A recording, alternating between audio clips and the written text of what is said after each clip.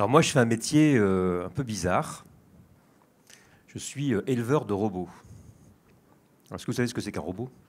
A priori. En fait, je suis plutôt éducateur d'intelligence artificielle. Vous savez ce que c'est? Un robot, d'abord, il peut nous aider. L'intelligence artificielle, c'est quand on programme une puce et qu'après on va la rentrer dans un objet, donc un robot, et il va soit nous permettre de nous aider, il peut être programmé pour faire le ménage, pour plein de choses. C'est pas mal. Alors, je vais vous expliquer justement. C'est pas très loin de ça. Donc moi, je fais un métier qu'on appelle un métier du futur, que peut-être vous allez faire demain. Il y a plein de métiers qui vont être inventés demain, qu'on ne connaît pas encore, qu'on ne va pas vous apprendre à l'école. Donc, éducateur d'intelligence artificielle. En fait, on parle de futur. Quand on parle d'intelligence artificielle, on parle de robots. En fait, il faut savoir que les robots et l'intelligence artificielle, on en parle depuis très longtemps. Et ça existe depuis très longtemps.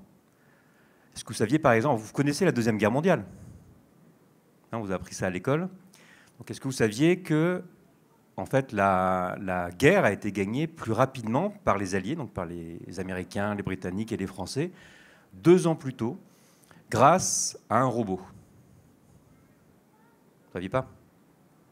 Alors, ce robot, en fait, il a été créé par un scientifique qui s'appelle Alan Turing, qui on dit un peu être l'inventeur de l'intelligence artificielle. Et en fait, il a créé un robot. Pourquoi? Parce qu'en fait, on avait découvert que les Allemands, donc les nazis, en fait, ils avaient un mot de passe, ils avaient un code secret pour communiquer entre eux par radio, pour savoir où étaient disposées les différentes troupes pendant la guerre avec les alliés américains. Et pour décoder ce code secret, il fallait connaître le mot de passe. Et les Américains et les Anglais avaient récupéré en fait une machine qui s'appelait Enigma qui permettait de décoder ce mot de passe. Et ils avaient la méthode pour décoder le mot de passe. Le problème, c'est que ce mot de passe, les Allemands le changeaient tous les jours. Donc ils avaient la méthode, mais tous les jours ça changeait. Donc ils travaillaient, ils se mettaient à plusieurs, parce qu'il fallait beaucoup de monde, il fallait faire beaucoup de calculs pour décoder le code secret en fait des Allemands. Et ça demandait tellement de calculs qu'il fallait plein de gens. Et en fait, il n'y avait pas assez de temps disponible pour pouvoir décoder ce mot de passe. Donc à la fin de la journée, ils étaient presque prêts à y arriver, et puis bing, le mot de passe changeait, il fallait tout recommencer à zéro, ils étaient super déprimés. Donc qu'est-ce qu'a fait Alan Turing? Il a pris la méthode qu'avaient les humains, les Anglais, et il l'a mis dans une machine. Donc c'était des gros rouleaux à l'époque, les premiers ordinateurs, et la machine en fait faisait exactement ce que faisaient les humains, mais beaucoup plus vite, très vite. Ce qui fait qu'ils ont réussi à trouver le mot de passe, et c'est comme ça qu'ils ont réussi à savoir où étaient positionnées les troupes allemandes. Et c'est comme ça qu'ils ont réussi à gagner la guerre 2 ans plus tôt, c'est-à-dire à sauver 2 millions de vies. Alors, en fait, l'intelligence artificielle, qu'est-ce que c'est? C'est comme une recette de cuisine. Vous avez en fait des règles, donc une méthode que l'on connaît. Donc il faut mettre d'abord les œufs, d'abord ça, puis ensuite vous faites cuire. Et ensuite, vous changez simplement les ingrédients. Et à chaque fois, vous avez la même recette avec des ingrédients différents. Et le robot, il va simplement plus vite. Ça, c'est quand vous connaissez les règles, vous connaissez la méthode. Mais quand vous ne connaissez pas la méthode, par exemple, vous prenez votre médecin pour faire un diagnostic. Alors, par exemple, vous allez prendre une radio et on va essayer de voir, ou un scanner, et on va essayer de voir si vous avez une maladie ou pas.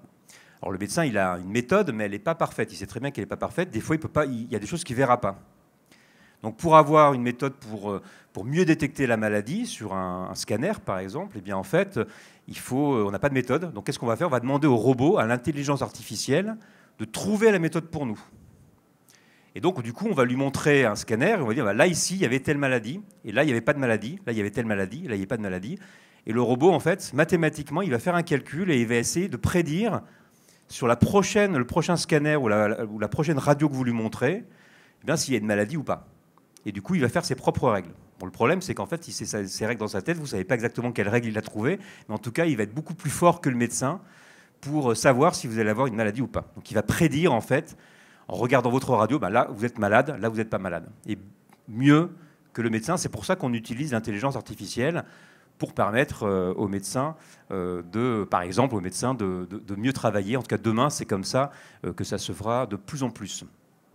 Le problème, Alors tout ça, on appelle ça donc de l'apprentissage automatique. Du coup, le robot, il apprend automatiquement. On appelle ça le deep learning, si vous entendez parler de ça à la télévision. Et on parle de réseau de neurones, c'est-à-dire qu'en fait, on a copié le fonctionnement du cerveau humain mathématiquement. Donc, ce sont des neurones artificiels. Et du coup, le robot fait ses calculs pour trouver ses propres règles. Donc, qui dit apprentissage dit éducation. Et donc, pour que le robot apprenne bien, il faut bien l'éduquer. C'est un peu comme si donc le métier d'éleveur de robots, c'est un peu comme le métier d'un instituteur qui va élever une intelligence artificielle pour faire en sorte qu'elle puisse apprendre elle-même. Et le problème, c'est qu'en fait, donc moi, c'est un peu ce que je fais aujourd'hui. Et le problème, c'est que la différence entre une intelligence artificielle et un humain, c'est que l'intelligence artificielle, elle n'est pas du tout intelligente. Oui. Tu les éduques, ça veut dire par ordinateur, ou tu leur parles, ou tu mets des fichiers dedans pour qu'ils apprennent des choses? Alors c'est une très bonne question. Par exemple, je vais donner un exemple. Pour qu'une intelligence artificielle arrive à faire la différence entre un chien et un chat. Alors vous, pour faire la différence entre un chien, vous savez ce que c'est maintenant, mais vous avez peut-être des petits frères et des petites sœurs, un enfant de 2 ans par exemple, pour qu'il puisse faire la différence entre un chien et un chat, vous lui montrez combien de fois le chien? 2 fois? Au bout de 2 fois, il reconnaît un chien? 2 fois, 3 fois? Une centaine de fois. Une centaine de fois. Ah oui. C'est bien de confirmer parce qu'on ne sait jamais. Vous montrez 100 fois le chien et après, une fois le chat, il dit ah, c'est pas un chien. Bon, c'est pas mal déjà. Ça prouve que déjà, l'enfant de 2 ans, il est beaucoup plus intelligent que l'intelligence artificielle. Même si elle paraît vachement efficace, parce qu'en fait, elle va très très vite. Et en fait, l'intelligence artificielle, il faut lui montrer 1 million de fois. Elle est très stupide, elle ne comprend rien. Elle ne sait même pas ce que vous lui montrez. Oui.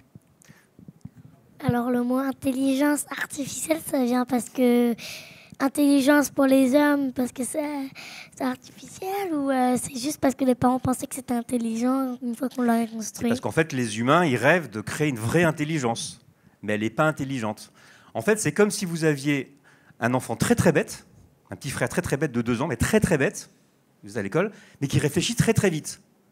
Donc en fait, il va se tromper tout le temps. Il va se taper contre la porte tout le temps jusqu'à comprendre comment on l'ouvre. En fait. Au bout d'un moment, il va le trouver parce qu'il va tout tester.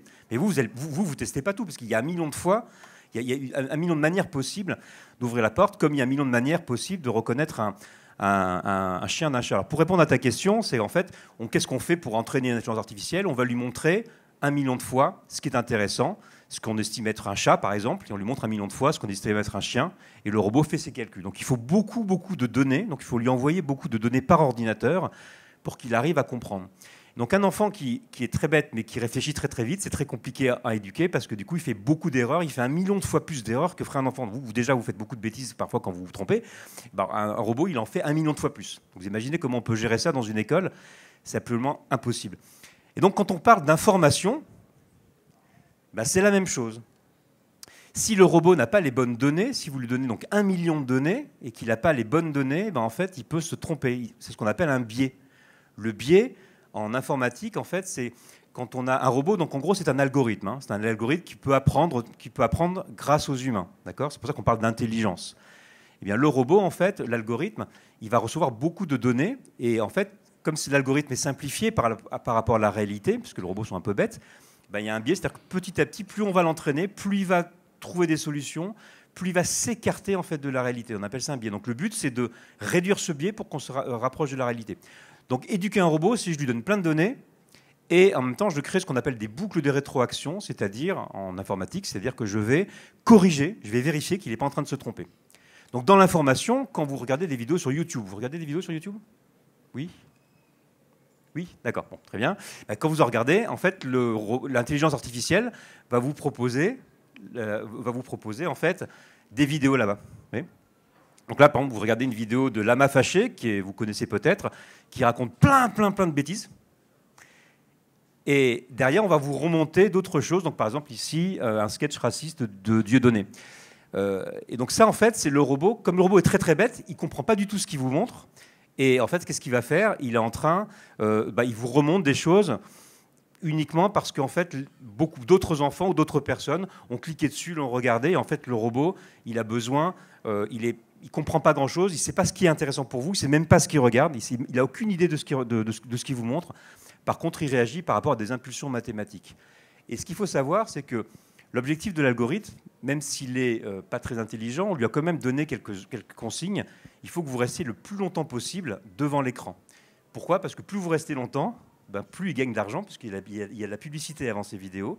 Et donc le but, c'est de faire gagner de l'argent à YouTube en vous faisant rester le plus longtemps possible. Donc à la limite, quelque part, peu importe ce que vous regardez. Donc aujourd'hui, il faut savoir qu'il y a 8 vidéos sur 100. Quand vous regardez 100 vidéos, vous avez un risque de 8 vidéos qui racontent n'importe quoi, qui parlent de théorie du complot, on en a parlé tout à l'heure. Et donc on les remonte, vous pouvez les retrouver, vous avez 8 chances sur 100 de retrouver ces vidéos ici, parce que les robots sont bêtes. Alors pour terminer, qu'est-ce qu'on peut faire par rapport à ça? Alors, première chose, vous pourriez éduquer des robots, fabriquer vous-même des robots, donc devenir informaticien, devenir ingénieur, coder de l'intelligence artificielle. Plus simplement déjà pour vous, avant de faire ça, il y a une chose qu'il faut comprendre, c'est que déjà vous pourriez regarder. En fait, il faut toujours regarder ici, il y a toujours un petit bouton qui s'appelle « À propos ». Essayez de regarder quelle est la source. Donc il y a soit un site, soit dans le « À propos », vous voyez qui est cette personne-là. Ici, quand vous cliquez sur le « À propos », vous ne savez pas qui c'est. Il n'y a rien, il n'y a pas de nom, on ne sait pas qui est cette personne-là, on ne sait pas d'où elle vient. Donc si vous ne savez pas, c'est qu'il y a un doute. Première chose. Deuxième chose, plus c'est gros, plus c'est faux, en général. Donc, on dit souvent plus c'est gros, quand vous faites un mensonge, plus il est gros le mensonge, plus on va vous croire. C'est la même chose pour les fausses informations ou les théories du complot. En général, plus c'est gros, plus ça vous paraît extraordinaire, plus en général il y a un doute. Et donc la première chose à faire, c'est déjà douter de tout. Quand vous regardez, n'y croyez pas. Après, vous verrez bien. Et dernière chose, en fait, parlez-en avec vos amis tout le temps, de tout ce que vous voyez. Parlez-en avec vos parents aussi également. Parce que finalement, les robots peuvent être super utiles parce que sur YouTube, il y a des choses extraordinaires à regarder et des très belles choses. Mais l'important, c'est que, en fait, il faut aimer les robots, mais il faut d'abord faire confiance aux humains. Il faut d'abord se retrouver entre nous avant de rester simplement et de faire confiance aux robots. Merci beaucoup.